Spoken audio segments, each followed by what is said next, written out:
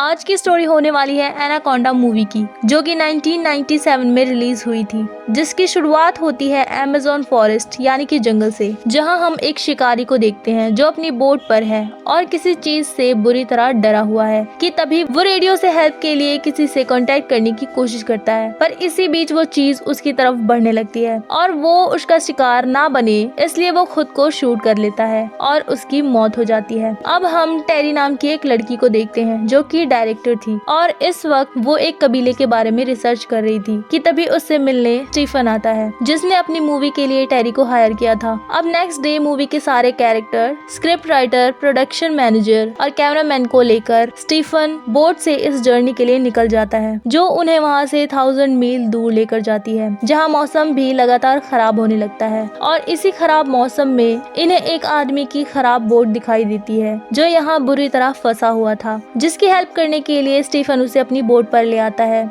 जिसके बाद वो आदमी अपना नाम सैरोन बताता है, जो कि सांपों का शिकार किया करता था। साथ ही उसके पूछने पर स्टीफन बताता है कि वो यहाँ पर सीरी सामर ट्राइब नाम की एक डॉक्यूमेंट्री बनाने आए हैं, जिस पर सैरोन कहता है कि मैं इसमें तुम्हारी हेल्प कर सकता हूँ क्योंकि मैंने उन्हें देखा है। इसलिए स्टीफन उसे भी अपने साथ इस जर्नी में शामिल कर लेता है। वही रात में हम एक भयानक मंजर देखते हैं, जो कि इस मूवी का लीड कैरेक्टर एनाकोंडा है। वो एक ही झटके में एक तेंदुए को अपना शिकार बना लेता है। जिसके बाद सुबह होती है और स्टीफन सीरी सामर नाम की एक मूर्ति देखता है जिस पर एनाकोंडा बना हुआ था। तब सैरोन उसे बताता है कि एनाकोंडा सीरी सामा को प्रोटेक्ट करते हैं। जिसके बाद स्टीफन आगे बढ़ता है, पर वही उसका बर्ताव सैरोन को बिल्कुल भी पसंद नहीं आता कि तभी बोट में बंधी रस्सी नीचे किसी चीज में फंस जाती है। सैरोन उसे निकालने के लिए नीचे पानी में जाने को कहता है, पर स्टीफन उसे इग्नोर करके खुद ऑक्सीजन सिलेंडर के साथ नीचे चला जाता है और रस्सी जो कि बोट के इंजन में फंसी हुई थी उसे निकालने लगता है। पर अचानक उसकी सांस फूलने लगती है और वो पानी में डूबने लगता है। ये देख गैरी और डैनी उसे रेस्क्यू करके बोट पर लाते हैं, पर स्टीफन बेहोश था। तभी मिटैया उसके मुंह को खोलता है जिसमें एक जहरीला कीड़ा बाहर आता है। ये देख सभी लोग बहुत ज्यादा घबरा जाते हैं। साथ ही वो नोटिस करते हैं कि स्टीफन गले में सूजन की वजह से सांस नहीं ले पा रहा है कि तभी सैरोन चाकू से उसके गले में छेद करके वहाँ पाइप लगा देता है, जिसकी मदद से अब स्टीफन सांस लेना शुरू कर देता है। पर अब भी उसकी हालत काफी खराब थी और उसे हॉस्पिटल ले जाना अर्जेंट था, इसलिए सैरोन उसे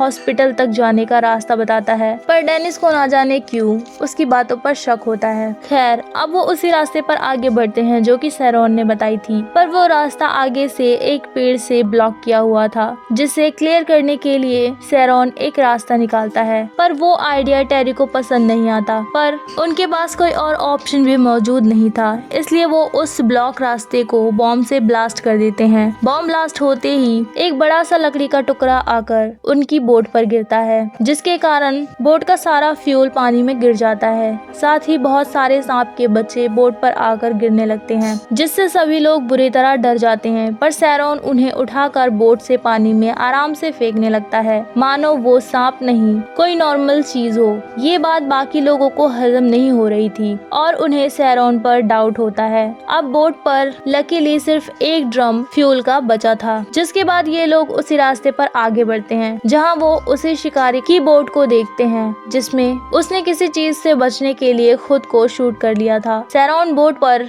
जाने लगता है, ये कहकर कि हो सकता है कि वहाँ हमें फ्यूल मिले। इसलिए सैरोन, डैनी और मिटैया वहाँ जाते हैं। पर वहाँ सैरोन को एक न्यूज़पेपर दिखता है जिसमें वो मिटैया और उस शिकारी के साथ था जिसने खुद को शूट किया था। साथ ही उनके हाथ में एनाकोंडा था, जिससे ये क्लियर हो जाता है कि मिटैया, सैरोन और वो शिकारी एक दूसरे को अच्छी तरह से जानते थे और इन लोगों से कुछ छिपा रहे थे। खैर सैरोन उस न्यूज़पेपर को छिपा देता है ताकि उसे कोई देख ना पाए। आगे बोट पर उन्हें कुछ औजार मिलते हैं जिन्हें डैनी और सैरोन अपने बोट पर स्टोर कर लेते हैं। वही मिटैया अब भी पीछे रह जाता है कि तभी एनाकोंडा की एंट्री होती है, जो उसे पकड़ के उसकी गर्दन तोड़ देता है, फिर उसे पूरा निगल जाता है। दूसरी तरफ उसकी मौत की खबर अभी किसी को नहीं थी और उसे ढूंढने के लिए टेरी सैरोन से कहती है, पर सैरोन वहाँ जाने से साफ मना कर देता है। इसलिए डैनी फिर से उसी जगह जाकर मिटैया को ढूंढता है, पर हर जगह तलाश करने पर भी वो उसे कहीं नहीं मिलता।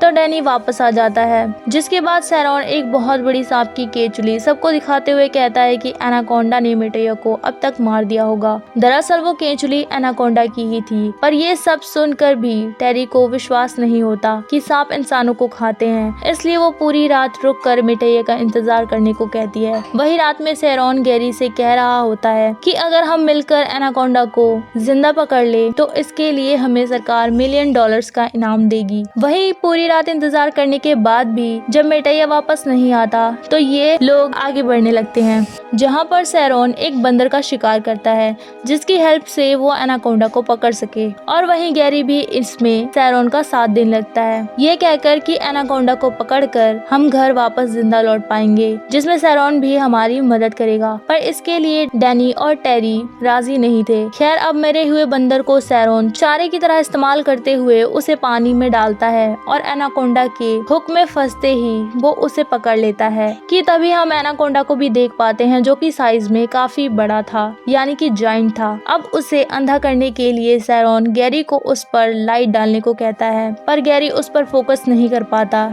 इसी बीच एनाकोंडा खुद को हुक से छुड़ा लेता है और बोट पर अटैक करने लगता है। टेरी पर हमला करने के लिए आगे बढ़ता है, पर तभी सैरॉन एनाकोंडा को इंजेक्ट करता है, जिसकी वजह से एनाकोंडा और भी ज्यादा गुस्से में आ जाता है और उसके अटैक से डेनिस पानी में गिर जाती है। तभी पानी में कूदकर गैरी उसे बचाता है, पर इसी वक्त एनाकोंडा उससे बुरी तरह जकड़ लेता है, जिसे बचाने के लिए टेरी गन उठाती है, पर सैरॉन उसे शूट करने से रोक देता है, जिसके बाद एनाकोंडा गैरी की बॉडी को निगल जाता है। वहीं गैरी की मौत से सभी बहुत ज्यादा दुखी हो जाते हैं, इसलिए सब मिलकर सैरॉन पर अटैक करते हैं और उसे रस्सी से बांध देते हैं। और सैरॉन को बंदी बनाने का रीजन ये था कि टेरी को वो न्यूज़पेपर मिल गया था जिसमें उसने एनाकोंडा को पकड़ा हुआ था। अब उनकी बोट अचानक से स्टक हो जाती है और उसे आगे ले जाने के लिए इन्हें उसकी रस्सी को पेड़ से बांधना था, जिसके लिए डैनी, टेरी और फेस्टिस जाते हैं। पर वहीं बोट पर डेनिस चाकू लेकर सैरॉन को मारने के लिए उसके पास जाती है, क्योंकि वो गैरी की मौत का उससे बदला लेना चाहती थी। लेकिन उसके पास जाते ही सैरॉन उस पर हमला करके उसे मार देता है और वो चाकू लेकर उसकी लाश को पानी में फेंक देता है। वहीं दूसरी तरफ एनाकोंडा धीरे धीरे पेस्टिस की तरफ बढ़ रहा था। अब डैनी और टेरी बोट पर वापस आ जाते हैं, पर पेस्टिस एनाकोंडा से अपनी जान बचाने के लिए चट्टान पर चढ़ने लगता है, जिसका पीछा एनाकोंडा कर रहा था। पेस्टिस उससे बचने के लिए पहाड़ से छलांग लगा देता है, पर एनाकोंडा उसे पकड़ कर मार देता है। पर उसके हैवी वेट की वजह से एक पेड़ उखड़ जाता है और बोट को डैमेज कर देता है। टेरी समझ चुकी थी कि एनाकोंडा अब भी वहीं पर नदी में है, इसलिए वो बोट पर चढ़ जाती है। पर डैनी के चढ़ने से पहले ही एनाकोंडा उसे जकड़ लेता है और उसे मारने ही वाला होता है कि तभी टेरी एनाकोंडा को गन से शूट कर देती है, जिसकी वजह से उसकी मौत हो जाती है। वहीं ये बात सैरॉन को बिल्कुल पसंद नहीं आती, क्योंकि उसे एनाकोंडा को जिंदा पकड़ना था और इस बात का गुस्सा वो डैनी को मार कर निकालना चाहता था। पर उसके डैनी को शूट करने से पहले ही स्टीफन पीछे से आकर उस पर इंजेक्शन से अटैक करके उसको पानी में गिरा देता है और इन्हें लगता है कि अब सब ठीक हो गया है। पर मैं आपको बता दूं कि ये इस मूवी की एंडिंग नहीं है, यानी कि पिक्चर अभी बाकी है। अब डैनी और टेरी स्टीफन को लिटाकर बोट को लेकर आगे बढ़ते हैं। कुछ दूर जाने के बाद उन्हें एक पुराना घर मिलता है और फ्यूल सर्च करने के लिए दोनों उस घर में चले जाते हैं, जहां उन्हें बहुत सारे फ्यूल से भरे ड्रम मिलते हैं।